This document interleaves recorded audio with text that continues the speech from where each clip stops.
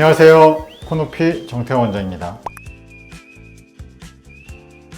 오늘은 낮거나 짧거나 뭉툭하고 작은 코 이런 것을 수술할 때 주의할 사항이 있다면 어떤 것이 있는지에 대해서 알아보도록 하겠습니다.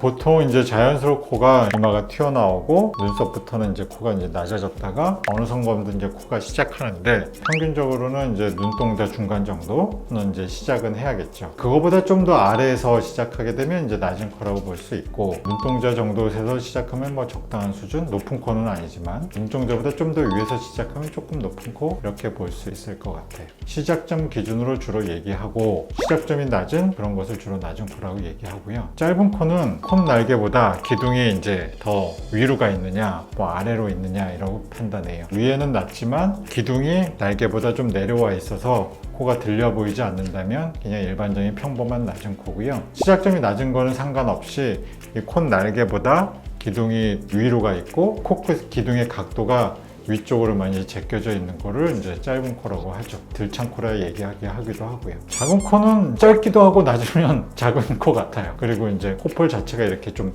좁게 있으면 아무래도 코의 테두리가 작잖아요. 짧으면서 이제 콧볼도 이제 좁다 이러면 이제 작은 코겠죠. 그리고 미간도 낮다 엄청 작은 코 뭐 이렇게 될 것 같습니다.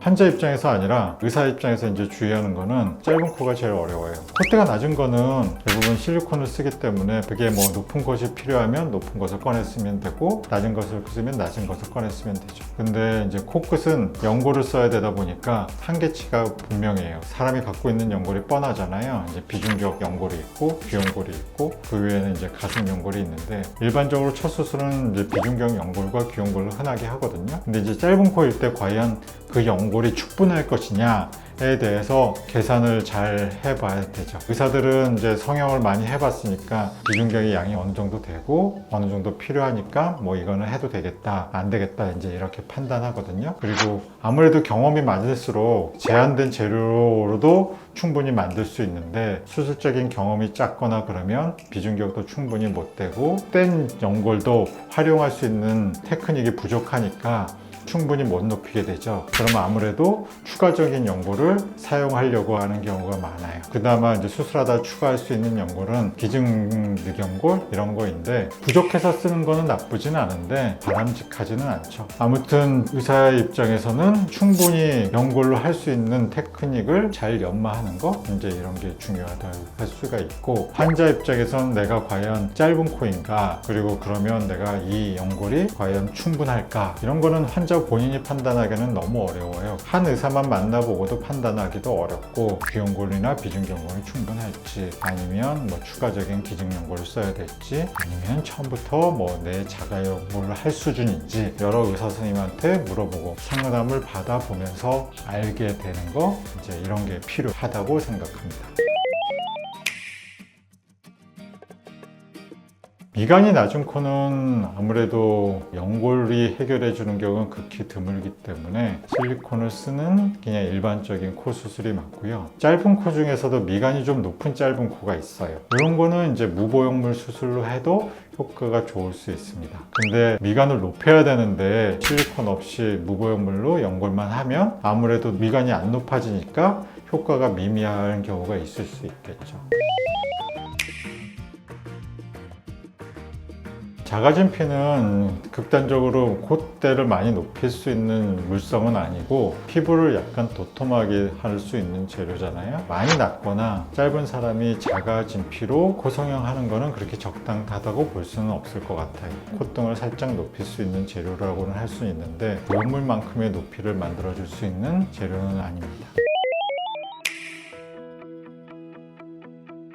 비중격 연장이라는 방법으로 해야 기둥이 짧아지지 않으면서 힘있게 코끝을 쭉 높일 수가 있어요. 근데 이제 비중격 연장 방법을 어떤 재료로 쓸 거냐 이거든요. 물론 운이 좋게 비중격 연골이라는 게 있어서 그 연골이 튼튼하면 코 기둥을 확 늘리면서 끝을 높일 수가 있는데 많이 짧은 코나 많이 낮은 코는 연골에 소모되는 양도 많단 말이에요. 그러니까 비중격이 모자랄 수가 있겠죠. 귀연골이 있지만 귀연골은 비중격을 대신해 주지는 못하거든요. 모자란 비중격 연골을 대신해 줄 수 있는 거는 이제 늑연골이에요. 심하게 짧은 코나 낮은 코를 수술한다거나 아니면 적당히 낮고 짧은데 화려하게 하기를 원하면 아무래도 기둥 부분에 튼튼하고 큰 연골이 대줘야 되니까 자가 늑연골, 정 안 되면 기증 늑연골이라도 추가해서 하는 게 맞을 수 있습니다.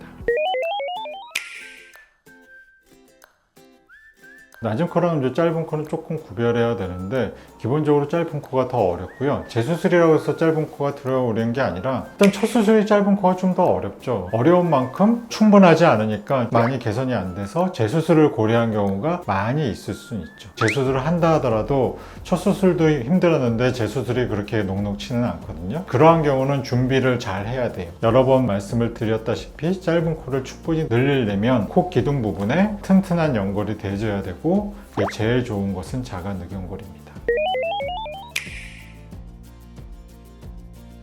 코를 충분히 높일 수 있으면 뭐 다른 성형, 다른 시술이 같이 해도 좋긴 한데 코를 충분히 높이지 못하는데 뭐 턱이 너무 과도하게 나온다든지 이마가 너무 과도하게 나오는 건 좋지는 않겠죠. 늘어날 수 있는 양 한계치를 잘 봐서 거기에 맞게 뭐 다른 수술을 할지 말지 고려해야 되는 것 같습니다.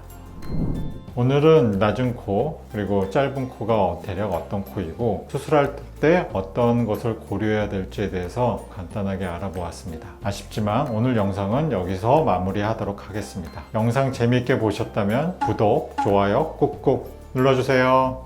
안녕.